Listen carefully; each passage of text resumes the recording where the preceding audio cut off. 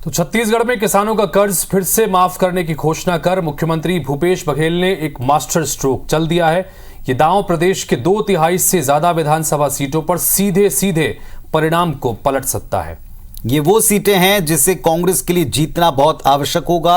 अगर उसे सत्ता में वापसी करनी है तो ये दांव ऐसा है कि भाजपा ना तो इसका खुलकर विरोध कर पा रही है, ना चुपचाप बैठ पा रही है, और कांग्रेस ने इसका पूरा गणित लगा दिया है। क्यों ये हर तरह से मास्टर स्ट्रोक है, इस रिपोर्ट को देखें, समझ आएंगे। साल 2018 में किसान कर्जमाफी का दांव कामयाब रहा। सरकार बनते ही मुख्यमंत्री भूपेश बघेल ने प्रदेश के किसानों का 9,270 करोड़ रुपए का अल्पकालीन कर्ज माफ कर वायदा पूरा किया। इसका लाभ 18,82,000 किसानों को पहुंचा। उसी तर्ज पर मुख्यमंत्री ने एक बार फिर से कर्ज माफी की घोषणा कर दी है। हमारी सरकार फिर से बनती है तो हम किसानों की ऋण माफी करेंगे। जैसे पिछले समय किए थे वैसे किसानों की ऋण माफी फिर से होगी। अब जरा इस वायदे के पीछे के सियासी गणित को भी समझें। इस साल 14,82,000 किसानों ने सहकारी बैंकों से कुल 6,900 करोड़ से ज्यादा का कृषि ऋण लिया है। राष्ट्रीयकृत बैंकों से लिया कृषि लोन जोड़ें तो ये आंकड़ा 12,000 करोड़ तक पहुंच सकता है। मौजूदा हिसाब से कर्ज माफी हुई तो करीब 22 लाख किसानों को इसका लाभ होगा। चूंकि बीते साल करीब 23 लाख किसानों ने सहकारी समितियों में अपना धान बेचा, तो इस हिसाब से तकरीबन सभी पंजीकृत किसान वर्ग को इस कर्ज माफी का लाभ होना तय है। अब जरा क्षेत्रवार गणित के हिसाब से देखें। प्रदेश में तकरीबन 24 लाख किसान हैं। अगर कर्ज माफी होती है तो इसका 82% हिस्सा प्रदेश के मैदानी संभागों रायपुर, दुर्ग और बिलासपुर के किसानों को मिलेगा। यानी इसका सीधा असर रायपुर संभाग की 20, दुर्ग संभाग की 20 और बिलासपुर संभाग की 24 विधानसभा सीटों यानी कुल 64 सीटों पर पड़ सकता है, जो कि प्रदेश की 90 सीटों का 2/3 से अधिक है। फिलहाल बस्तर की 12 और सरगुजा की 14 सीटें कांग्रेस के पास हैं। अगर इस बार इन बड़े संभागों में कांग्रेस को सीटों का कोई नुकसान हुआ तो उसकी भरपाई मैदानी इलाके से इस घोषणा के बाद हो सकती है। यही वजह है कि कांग्रेस को पूरा कॉन्फिडेंस है कि उनके इस वायदे के बाद बीजेपी वाले भी उनको वोट करेंगे। पता है कि भारतीय जनता पार्टी वो सब करने वाले नहीं जो कांग्रेस की सरकार में मिला है और आगे मिलने वाला है। बात है भरोसे की, और भरोसा कांग्रेस की सरकार पे है, भूपेश बघेल पर है। इधर कांग्रेस के दांव की फिलहाल बीजेपी के पास कोई काट नजर नहीं आती। बात किसानों के हित की है, सो वो भी खुलकर इसका विरोध नहीं कर पा रहे। केवल नपे तुले शब्दों में इसे कोरा चुनावी स्टंट बता रहे हैं। आने वाले समय पर आगे देखिए आता है क्या। नहले पे दहला बीजेपी का होगा।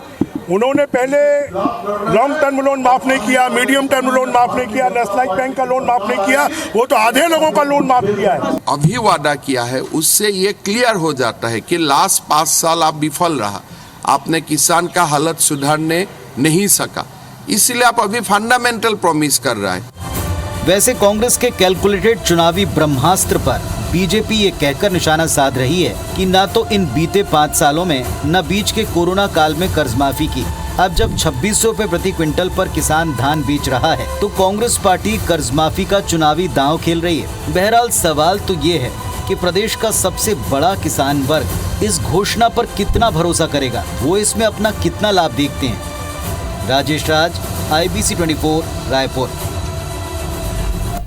तो काफ़ी डिटेल में इस रिपोर्ट में भी आपने समझा होगा, और हितेश हम ये बात भी कर रहे थे कि ये सोच समझकर पूरी तरह से कैलकुलेटेड हिसाब से इस वायदे को किया गया है। भारतीय जनता पार्टी अगर इस बारे में विचार कर रही थी अपने घोषणा पत्र में इस बिंदु को डालने का, तो अब वो आगे क्या करेगी, क्या इसके आगे जाएगी, ये सवाल भी यहाँ जरूर उठ खड़ा हुआ है। और कहीं तोड़ नजर नहीं आ रहा है भारतीय जनता पार्टी के पास में, चूंकि 2018 में यही एक वो मास्टर स्ट्रोक था जिसकी वजह से इतनी बम्पर जीत मिली थी, और एक बार फिर से वही मास्टर स्ट्रोक चल दिया गया है। तो क्या तोड़ निकलता है, इसका इंतजार वाकई में रहेगा। इधर प्रदेश सरकार के दावे के मुताबिक छत्तीसगढ़ में कर्ज माफी से किसानों की समृद्धि का क्या असर पड़ा, इसको भी आपको हम समझाते हैं। तो चलिए आप इस बात को भी समझें। बीते 5 साल में प्रदेश का किसान देश में सबसे ज्यादा कीमत पर धान प्रदेश में बेचता रहा है। तो राजीव गांधी न्याय योजना के तहत 1,18,000 करोड़ रुपए सीधे किसानों के खाते में डाले गए हैं। गोधन न्याय योजना और भूमिहीन श्रमिक न्याय योजना, ये 2 और न्याय योजना थी जिसके तहत सैकड़ों करोड़ रुपए की राशि कांग्रेस की सरकार ने बीते 5 साल में इसी वर्ग को दी। तो राज्य सरकार का ये कहना है कि प्रदेश के किसान इतने खुशहाल और समृद्ध हैं कि उनकी वजह से शहरों के बाजार में रौनक लगातार रही है। सरकार का यह भी दावा है कि इन्हीं योजनाओं के चलते जब देश में मंदी का असर था, तब छत्तीसगढ़ में ऑटो, कपड़ा, ज्वेलरी सेक्टर में इसका कोई असर नहीं था, बल्कि एक रिकॉर्ड तेजियां के बाजारों में दिखी थी।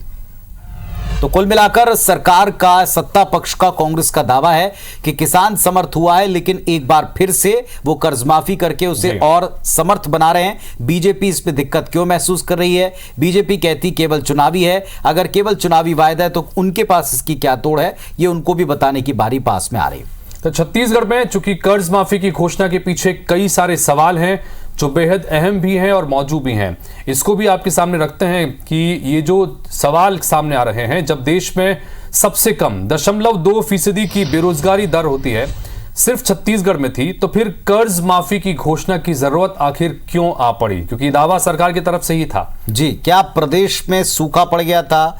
बाढ़ से किसान तबाह हो गए थे? क्या कर्ज के बोझ तले दबकर किसानों की दुर्दशा थी? या फिर किसी किसान संगठन ने सरकार से कर्ज माफी की मांग की थी? बिल्कुल, तो जब ऐसी कोई स्थिति नहीं थी तो फिर कर्ज माफी की आखिर घोषणा क्यों हुई? ये वाकई में एक बड़ी बात है।